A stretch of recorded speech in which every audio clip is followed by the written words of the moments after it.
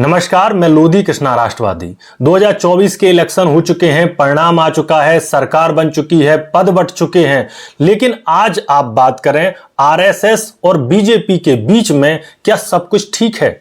जैसे ही चुनाव घोषित हुए या चुनाव का जो परिणाम है वो आया, उसके बाद में कहीं ना कहीं आरएसएस की तरफ से जो बयानबाजी देखने को मिली, उसके बाद बीजेपी की तरफ से बयानबाजी देखने को मिली है, उससे पता लगता है कहीं ना कहीं एक अंतर कलह क्या आरएसएस और बीजेपी के बीच में बढ़ चुका है।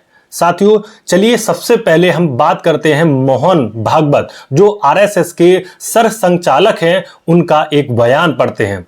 चुनाव लड़ने में मर्यादा का पालन नहीं हुआ, विकास के लिए देश में शांति चाहिए, जगह जगह समाज में कलह नहीं चलता। 1 साल से मणिपुर शांति की राह देख रहा है, कौन उस पर ध्यान देगा? प्राथमिकता देके उसका विचार करना यह कर्तव्य है। जो वास्तविक सेवा करता है, मर्यादा में चलता है, अहंकार नहीं आता, वही सेवक कहलाने का अधिकारी होता है। साथियों, इसमें ये जो मोहन भागवत जी का जो बयान था साथियों, इसमें कई चीजें छुपी हुई हैं और जो चुनाव परिणाम था उस पर एक विश्लेषण है कि चुनाव लड़ने में कोई मर्यादा नहीं रखी गई या विकास के लिए देश में शांति चाहिए। तो क्या हमारे देश में शांति नहीं है? और साथ बात की गई है मणिपुर हिंसा की। तो लेकिन इन बयानों को देखें तो चुनाव से पहले ये बयान क्यों नहीं आए? तो एक चुप्पी है, लेकिन उसके बाद में इन बयानों का आना, उसके बाद अगर बात करें आरएसएस, ये जो बयान आए हैं आरएसएस के इंद्रेश कुमार का भी एक बयान आया है। चलिए साथियों, उसको भी थोड़ा सा आपके समक्ष रखते हैं। उन्होंने कहा था कि प्रभु का न्याय बड़ा सत्य है। जिस पार्टी बीजेपी ने भक्ति की लेकिन अहंकार आया, उसको 240 पर रोक दिया और बड़ी पार्टी भी बना दिया। जिनके अंदर अनास्था थी उनको इंडिया गठबंधन यानी 234 पर रोक दिया और कहा कि तुम्हारी अनास्था का यह दंड तुम सफल नहीं हो सकते। लेकिन बाद में इस बयान से उन्होंने हालांकि पलटी भी मारी कि जो इंडिया गठबंधन को जो राम के खिलाफ बताया था कि विरुद्ध थे, उस बयान को उन्होंने पलट दिया था। ये इंद्रेश कुमार आरएसएस के बहुत बड़े नेता हैं साथियों। इस प्रकार, लेकिन इससे पहले चुनावों के बीच में उस बयान को भी आप सुन लीजिए जिस पर जेपी नड्डा जी, जो बीजेपी के राष्ट्रीय अध्यक्ष हैं, उन्होंने कहा था कि अब बीजेपी को संघ की कोई जरूरत नहीं है। ये इंडियन एक्सप्रेस के एक आर्टिकल में जब उन्होंने इंटरव्यू के दौरान कहा था। साथियों, जब चुनाव परिणाम आ गए उसके बाद में भी जब जेपी नड्डा से ये सवाल पूछा तो उन्होंने साफ कह दिया था कि आरएसएस को अब जो बीजेपी है, आरएसएस की कोई आवश्यकता नहीं है, जबकि बीजेपी एक राजनीतिक पार्टी है और संघ एक वैचारिक मंच है साथियों।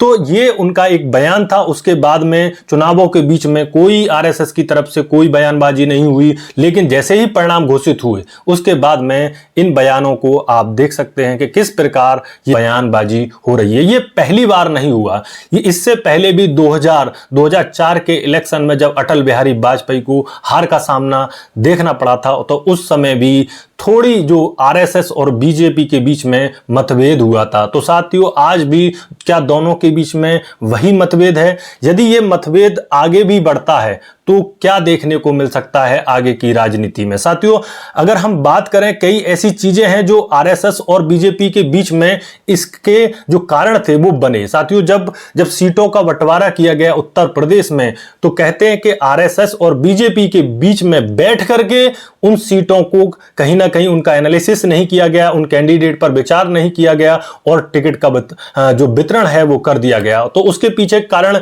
यह भी है कि जो आरएसएस के जो लोग थे, जो कार्यकर्ता थे, जो एक परिवार की तरह डेली आते हैं, जाते हैं, पूरी एक्टिविटी में भाग लेते हैं, उन्होंने कहीं ना कहीं जिस प्रकार प्रचार करना चाहिए था उस प्रकार प्रचार नहीं किया। दूसरा कारण यह देखने को मिलता है, जहां महाराष्ट्र में अगर आप बात करें तो महाराष्ट्र में भी जिस प्रकार से अजीत पवार के साथ में उन्होंने गठबंधन किया, तो वहां पर भी बीजेपी और आरएसएस के बीच में एक अंतरकला उत्पन्न हुई। क्योंकि आप जानते हैं कि जिस प्रकार से आरएसएस ने विरोध किया था अजीत पवार का, लेकिन बाद में उन्हीं को पार्टी में बीजेपी में मिलाने के बाद में वो उतना विरोध नहीं कर पाए और वहां पर जो कार्यकर्ता थे उन्होंने जमीन पर उतना अच्छा कार्य नहीं किया जिस प्रकार वो करते थे।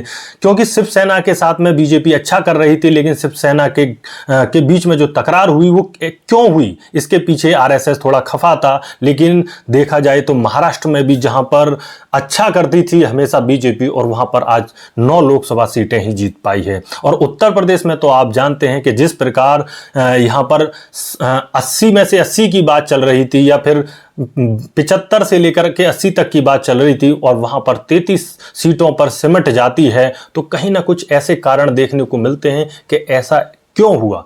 तो ये कुछ कारण थे जिनके बीच में, जो आरएसएस और बीजेपी के बीच में ये मतभेद हुए। देखना यह होगा कि आरएसएस जो वर्तमान प्रधानमंत्री मोदी जी हैं उनके साथ में कब तक समन्वय बिठा करके चलती है, या आने वाले समय में ये मतभेद और बढ़ेंगे। आने वाले समय में जो बीजेपी सरकार है उसके लिए आरएसएस कुछ और तैयार कर सकता है, या ये सरकार जो है, जो गठबंधन से, जो एनडीए के साथ में बनी हुई है, एनडीए गठबंधन के साथ में बनी हुई है, या क्या ये 5 साल पूरे कर पाएगी, या आरएसएस की जरूरत होगी कि किस प्रकार एनडीए जो गठबंधन है पूरे को जोड़ करके रखे और उसको चलाए। लेकिन देखा जाए तो आरएसएस हमेशा से बीजेपी के साथ रही, और जो बीजेपी के जो एजेंडे हैं वो भी आरएसएस पूरी तरह से बनाती है, चाहे राम मंदिर हो या जिस प्रकार से हिंदुत्व का एक चेहरा हो, जिसको लेकर के आरएसएस चला था, आज भी उसी विचारधारा पर चल रहा है। दोनों के बीच में हमेशा ही समन्वय रहा है ये, लेकिन वैचारिक मतभेद हैं। हो सकता है कुछ समय में ये दोनों के बीच में जो वैचारिक मतभेद उत्पन्न हुए हैं ये समाप्त हो जाएं और फिर से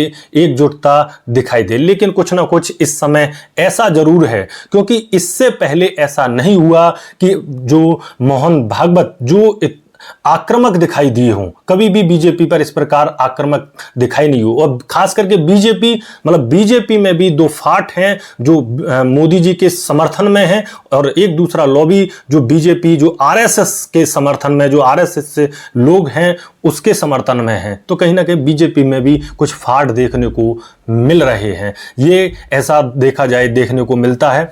साथियों, अब इस मतभेद का आने वाले समय में क्या परिणाम आते हैं देखना ये होगा। जिस प्रकार से ये बयान आ रहे हैं और जिस प्रकार से आरएसएस और बीजेपी के बीच में जो मतभेद बढ़ रहे हैं, उसमें राजनीति आने वाले समय की कैसी होगी साथियों, और आपका क्या विचार है।